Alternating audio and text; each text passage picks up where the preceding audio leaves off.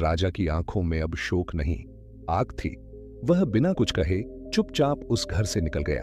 साथ चल रहे वृद्ध ने कहा, अब तुम्हें कोई और नहीं रोक सकता। तुम वो देख चुके हो जो हर राजा को जीवन में एक बार देखना चाहिए, अपने सिंहासन का प्रतिबिंब एक दर्पण में जो झूठा नहीं है। 3 रातें बीती और एक राजा अब जाग चुका था, जिसने अब जाना सबसे बड़ा अंधकार वही होता है जहां हम सबसे ज्यादा प्रकाश समझते हैं। 3 रातें बीत चुकी थीं।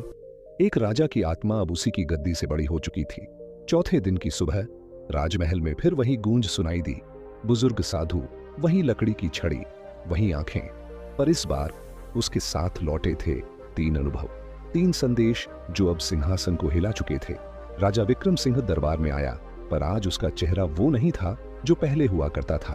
उसने कोई भाषण नहीं दिया, कोई आदेश नहीं पढ़वाया, बस उस मिट्टी के दीपक को फिर से दरबार के बीचों बीच रखवाया।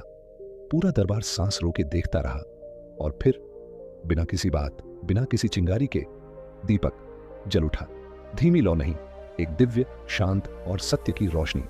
कोई मंत्र नहीं बोला गया, कोई ऐलान नहीं हुआ, पर उस दीपक की रोशनी ने पूरे दरबार को नहला दिया, जैसे कोई देवता प्रकट हो गया हो। राजा ने गहरी सांस ली। अब वो एक शासक नहीं, एक जागृत था। वह खड़ा हुआ और सबके सामने कहा, अब से इस राज्य का सबसे ऊंचा दरबार किसी महल में नहीं, हर पीड़ित की आवाज में होगा।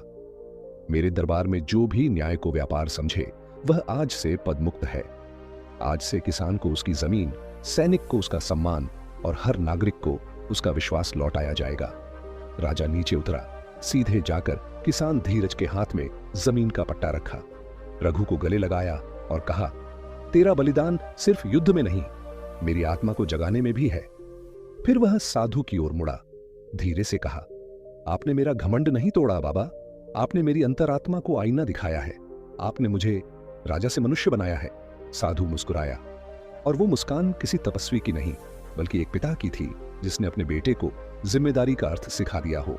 उसने कहा, राजा वही नहीं जो राज्य करे, राजा वो है जो सुन सके, न कि बस बोल सके। और फिर वो साधु चला गया। दीपक वहीं रह गया, जलता हुआ, जैसे अब वह केवल मिट्टी का नहीं, एक व्रत बन गया हो। सच्चा राजा वह कहलाता है जो हर जगह जाकर खुद देख नहीं कि दूसरों की सुनी, वही सच्चा राजा कहलाता है।